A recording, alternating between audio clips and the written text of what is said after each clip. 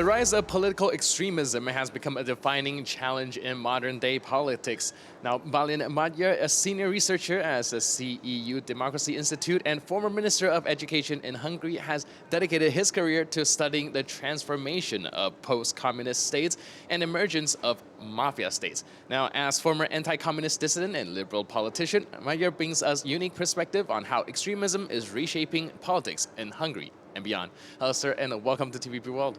Thank you for the invitation. So you've studied the rise of post-communist mafia states. Can you help us start by comparing what you observe from the past and what are some of the trends that are somewhat alarming nowadays? After the collapse of communist regimes, only a few of them became liberal democracies. Among them were Poland and Hungary as well in the early 90s. But in both societies, we could witness different signs of autocratic attempts. But these were different types of autocratic attempts. The process of autocratization has normally three phases. The first is just the attempt. The second phase is the autocratic breakthrough, when a single political actor just can monopolize the political power, which means that they can unilaterally change the constitution, bring any kind of laws, and control the control mechanisms which should serve the balance of democratic forces in a liberal democracy. And the third phase is the so-called consumption, autocratic consumption phase, when they consolidate their power.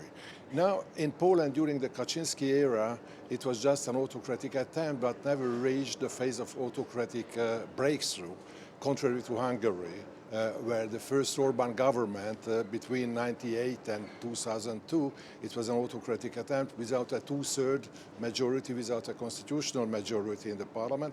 But in 2010, as a result of political, economic and moral crisis of the leading forces at that time in government, the socialist and liberal forces, they reached, with the help of a very disproportionate election system, seizing 53% of the votes, but with this number of votes they could seize two-thirds majority in the parliament.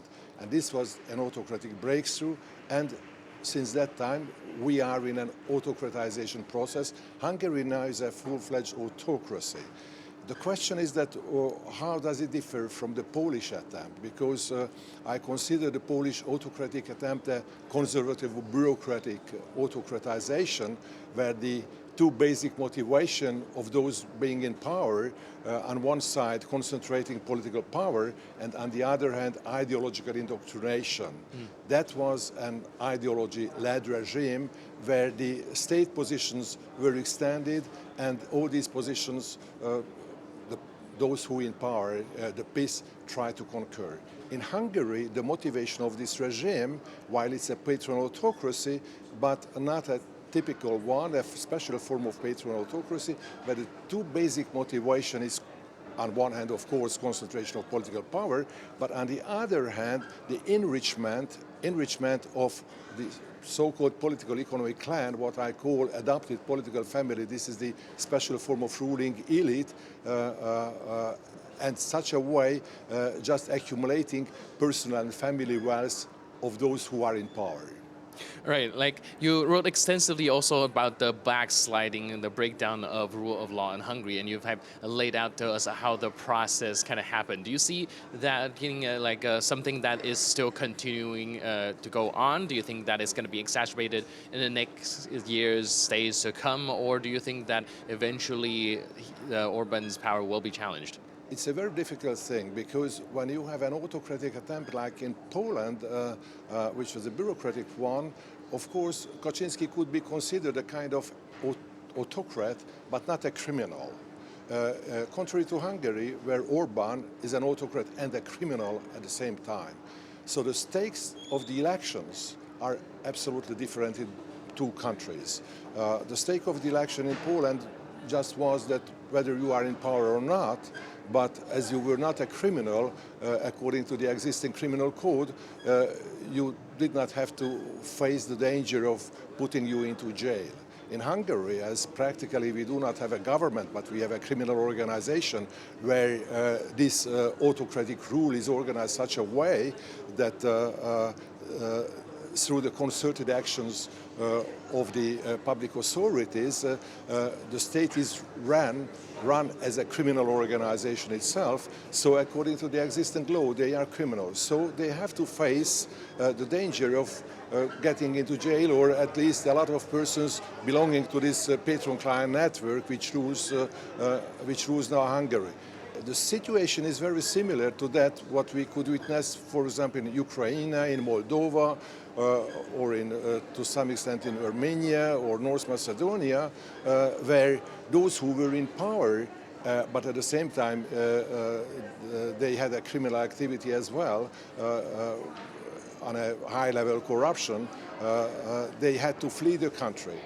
Now, Viktor Orban, of course, understands this danger and fears it, and therefore they can use all means not to lose their powers, Therefore, in such autocracies, such type of autocracies like Mafia State, it's a really open question whether the restitution of a constitutional state or liberal democracy could be driven through electoral means or not, or extra-electoral means. Our fortune is that we are still within the EU, so of course it means it creates some barriers for using the different forms of physical force, right, like in Russia or in other autocratic regimes. So therefore now is the real stake of the election that a new political formation, the so-called Tisza party. Tisza is the abbreviation, but it's the name of a Hungarian river as well, now which in popularity practically close to the popularity of Fidesz.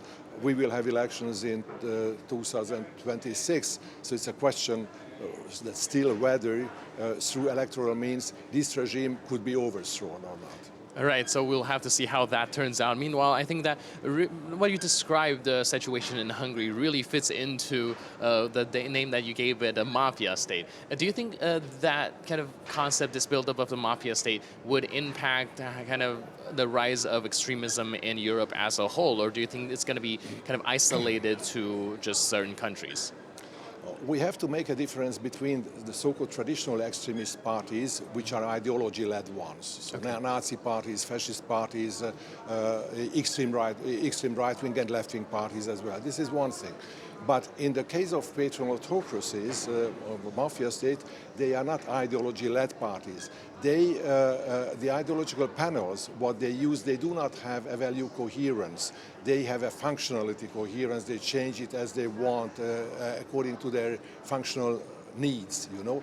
So therefore, it's a different type of extremism what we can feel.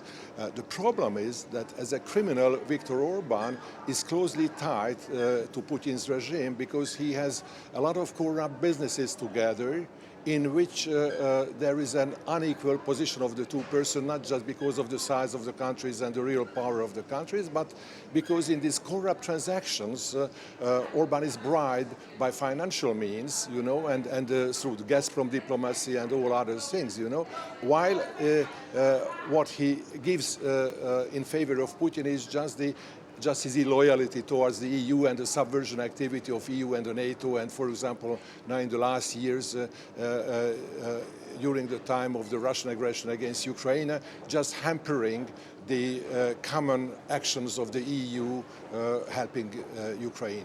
Right. Looking at the current situation with the election going on in the United States, with Orban perhaps being one of the EU politicians that is actually cozying up to candidate Donald Trump, if Donald Trump does indeed become president, do you think the fact that Orban is one of the few politicians that has been playing ball with him would give him outsized power within the European Union? Orban has some hopes that if Donald Trump would be elected, then it would mean a kind of support from the United States for them. But on the other hand, he has such type of corrupt connections with China as well. And at the same time, what we see in world politics, that the relation between China and the US is very conflicting one. So it's not sure that he can just get a reward from the American side because of his illoyalty towards the EU. All right. And thank you so much for your input and insight and helping us put everything into perspective. Really appreciate your wisdom, and thanks for being with us. Thank you very much. Cheers. And thank you for watching this edition of World Talks. But for more news, update, and commentary, please stay tuned to TPP World.